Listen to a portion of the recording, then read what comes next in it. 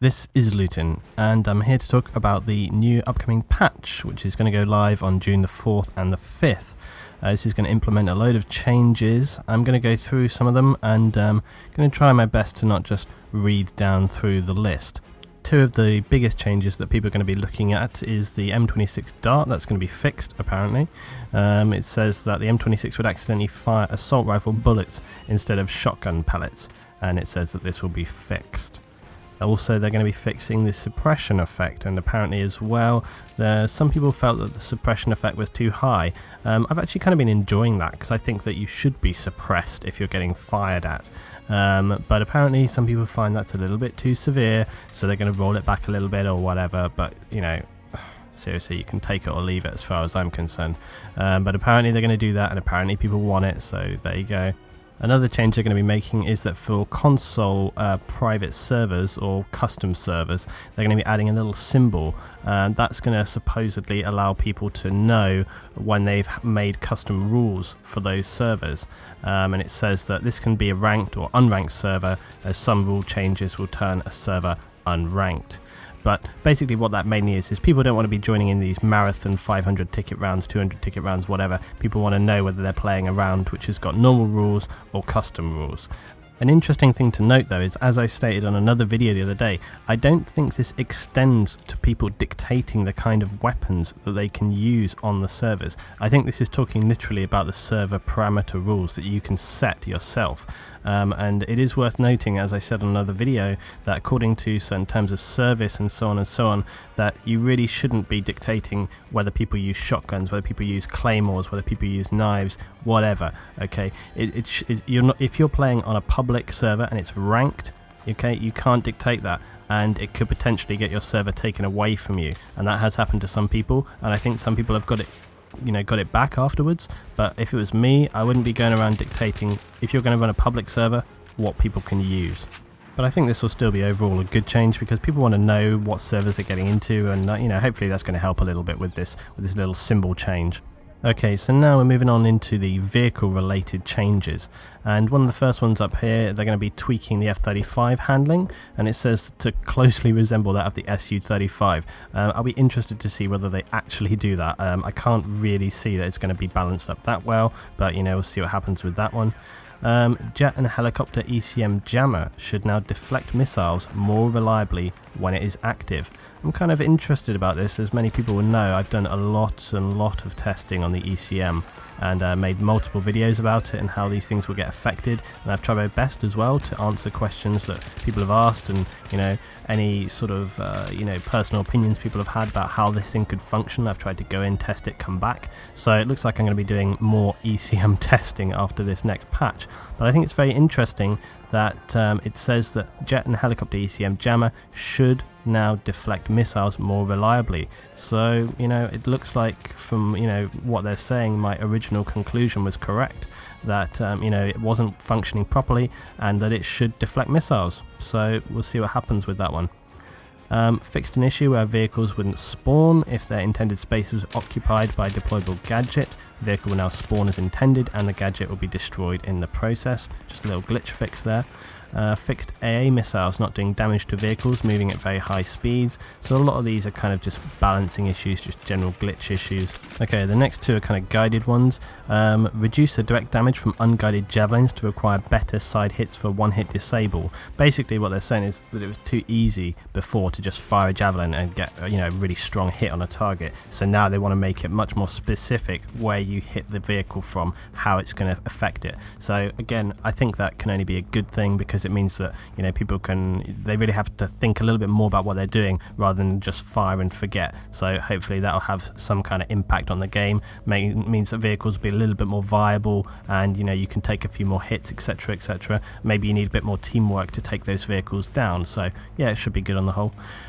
Remove direct damage from aircraft launched guided missiles. Players will need to have a laser designated target for full effectiveness. Kind of the same thing there, but obviously from the helicopter guided missile and the jet as well, I suppose. So basically they just want a bit more teamwork, want people to get the max usability out of those weapons.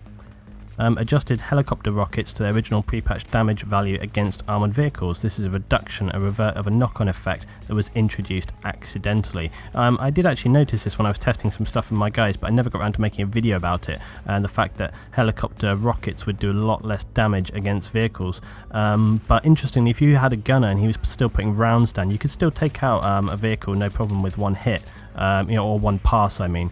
But it looks like they're changing that up, so helicopter rockets from the attack helis, I guess, are going to be a bit more powerful again, so watch out if you're on the ground in a vehicle. And then the next one up are just literal fixes. Fixed US tank guided shell doing reverse damage when values were guided and unguided. That's pretty spectacularly wrong, so it's good they're changing that one back. Adjusted the mortars, had some better damage against vehicles, that'll be good. Increased the range on the AA guns so they can reach vehicles hovering at the maximum height in select maps. That's going to be an interesting one. Replaced the VDV buggy on Gulf of Oman with the DPV buggy for both teams at the city flag. Fixed a bug where some vehicle unlocks were still enabled after the player left the vehicle. Okay, so now on to soldier gadget related changes. First one says reduced the inaccuracy added when in suppression. There is still an enhanced suppression compared to the initial state in the game, but the effect is now less than it was in the last patch. Now, as I said, I'm not really too sure about this whole change in suppression thing. In my mind, if someone is firing at you and you're getting suppressed, it should have a profound effect. And it seems stupid that they want to make it so that if you're being suppressed, you can turn around and fire, nearly as well as you would if you weren't being suppressed. Okay, if they've got this idea of suppression, which is a great idea and it's an excellent thing to have put into the game, if they actually want it to function and function, with a real dynamic and a real mechanic, okay, then, make it work. Don't make it so that people can just turn around and fire like it wouldn't even matter. Now I know they say it's still going to have a change and it's still going to be more effective than the last patch, but people need to stop pandering, seriously. I'm all for balancing and stuff, but honestly we're getting into like micromanagement here. It's just not necessary. Next one up, reduced input lag for gamepads, joysticks on all platforms. Aiming as a soldier when using a gamepad or joystick should now be more responsive. This can only be a good thing. A lot of people complain about this all the time. I'm going to be interested to see and compare how that was with gameplay previous to the patch and after, and see whether it actually has a dramatic effect or not. So really we need to see after the patch and compare to have any real, good idea about that one. Tweak the deploy times on gadgets to be faster to deploy in high stress combat situations. Meh.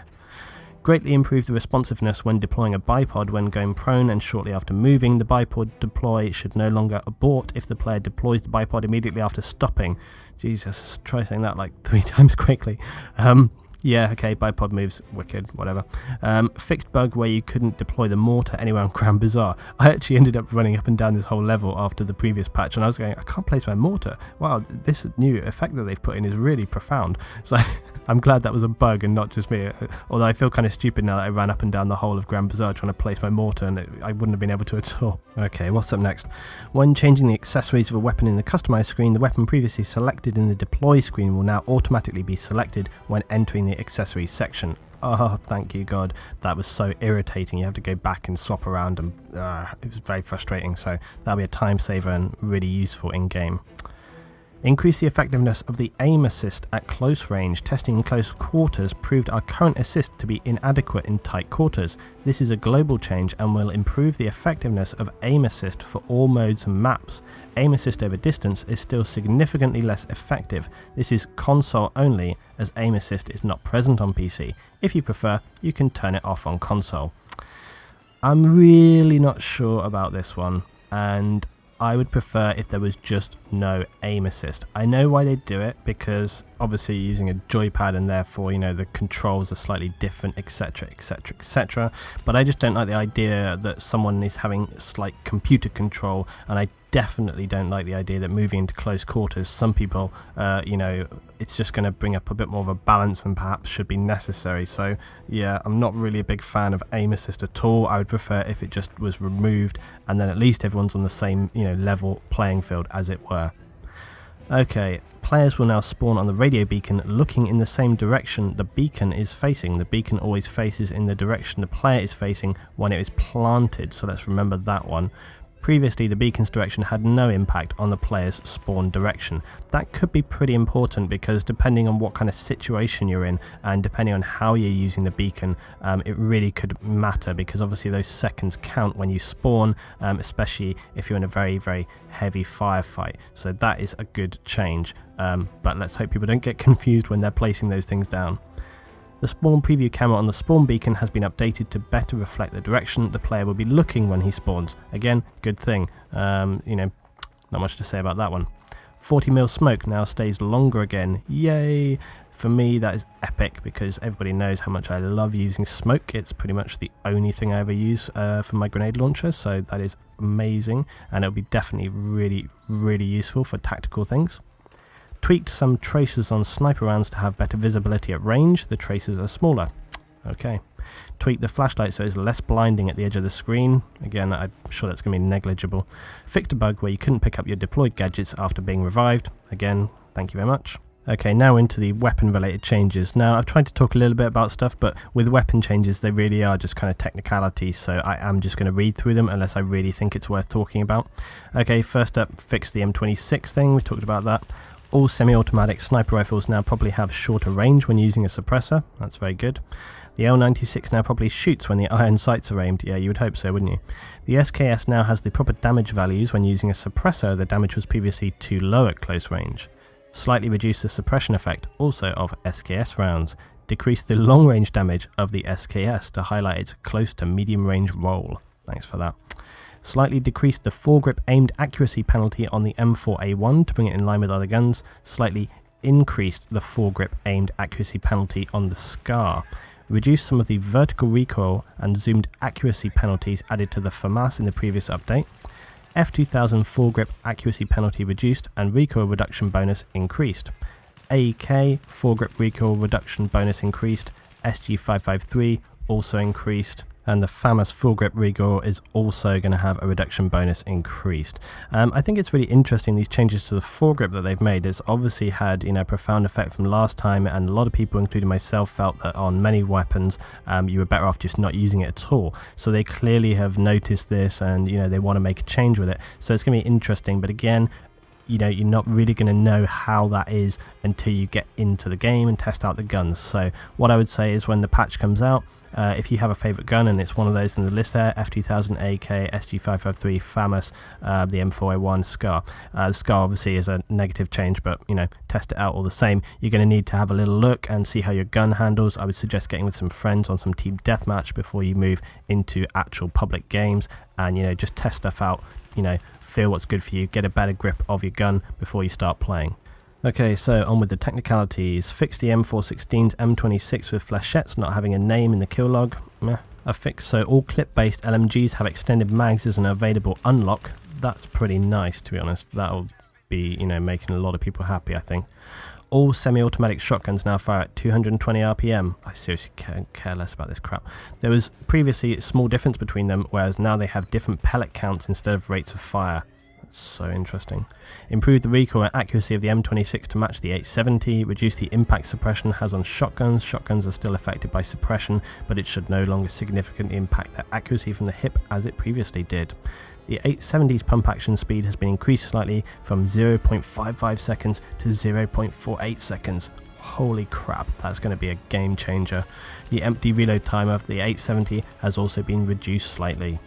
Improve the accuracy of aim shotguns when on the move. That's a bit irritating, isn't it? The Saiga's recoil has been reduced. The M1014 now fires 10 projectiles. The other semi-auto shotguns have 9 pellets. Wow. Since the M1014 has a lower mag size and a slower reload, it now fires 10 pellets to give it some edge. Oh yeah, gonna be breaking out the M10 now. Yeah, okay. The USAS 12 now fires 7 projectiles. The MK381 now fires 8 projectiles. So they're continuing to try and nerf those down a bit, it seems. And then last, a fix so the weapon's fire mode is saved between spawns. I think that's a good thing, and I think people are going to be liking that change. Okay, on to the miscellaneous changes. Some of these are kind of interesting.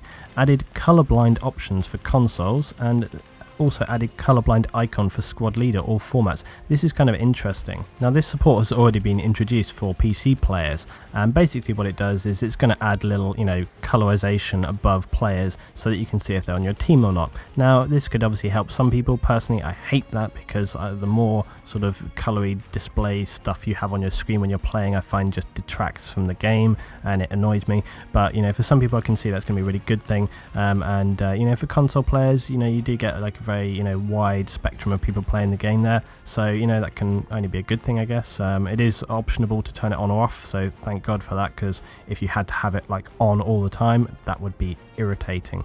So yeah, another option there, more customization, can only be a good thing. Okay, moving on, we've got the change we already mentioned about adding a symbol for custom rules in effect. Fixed an issue where footsteps couldn't be heard behind you. Okay, I never remember that one.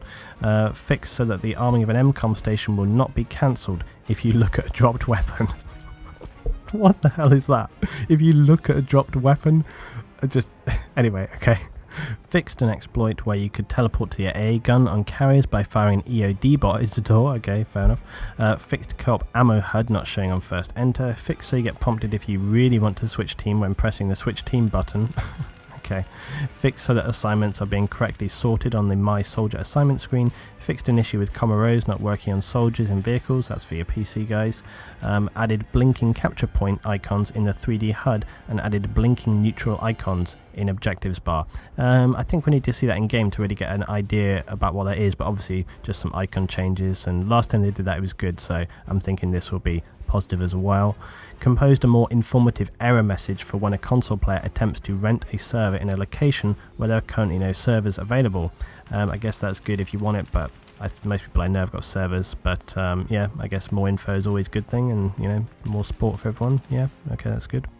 Fix for dog tag icons in the My Soldier assignment screen appearing slightly stretched. Fix some tracers appearing behind the soldier or vehicle that fired at them, and potential random audio crash fix.